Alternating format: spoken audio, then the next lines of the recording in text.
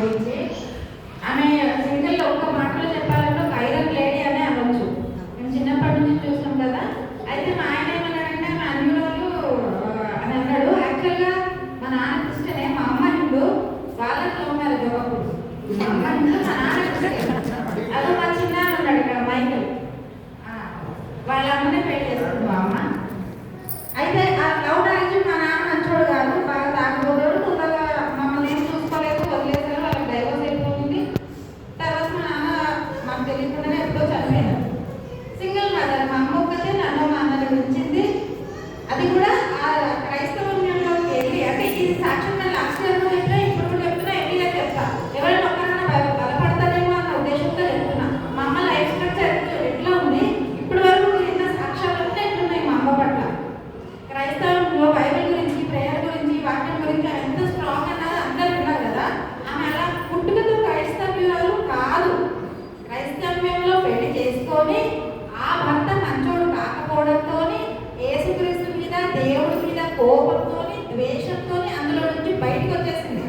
కోపము, ద్వేషము అసహించుకునేది క్రైస్తవ్యాన్ని, క్రిస్టియన్స్ని అసహించుకొని అందులో నుంచి బయటకు వచ్చి నాకు ఏమిచ్చాడు దేవుడు, ఎలాంటి తాగుబోతు భర్త, ఏముంది ఇక్కడ వేస్ట్ అని వచ్చేసి మళ్ళీ బొట్టు పెట్టుకొని మళ్ళీ ఈ హిందూ విలువనంతా పాటించి మమ్మల్ని అట్లనే మా అమ్మ దగ్గర పెరిగాక మా నాన్న లేడు, మమ్మల్ని ఇట్లాగే పెంచింది. నాకు చిన్నప్పుడు అర్థమయ్యేది కాదు. నాన్నమ్మ వాళ్ళు మా వాళ్ళు అంతా క్రిస్టియన్స్, వాళ్ళు మన సండే సండే ఎప్పుడన్నా పండుగలకన్నా చర్చకి తీసుకుపోయేటోడు చుట్టుగా.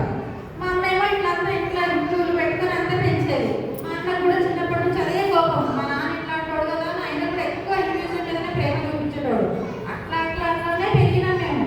తర్వాత దేవుడు ఎట్లా అంటాడు అంటే విడవడండి, పట్టుకుంటే మా అమ్మని పట్టుకున్నాడు, ఏదో అలా వదిలేయాల్సి వచ్చింది, మళ్ళీ నన్ను పట్టుకున్నాడు దేవుడు.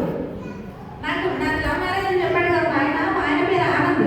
అక్కడ క్రిస్టియన్ అని నాకు తెలియదు, అంటే ఇష్టపడినప్పుడు నాకు ఆయన క్రిస్టియన్ అని తెలియదు. మేము ఇష్టపడి అంతేనాక ఎప్పుడుకో చాలా సంవత్సరాలకి ఆయన క్రిస్టియన్ నాకు అప్పుడు తెలిసింది.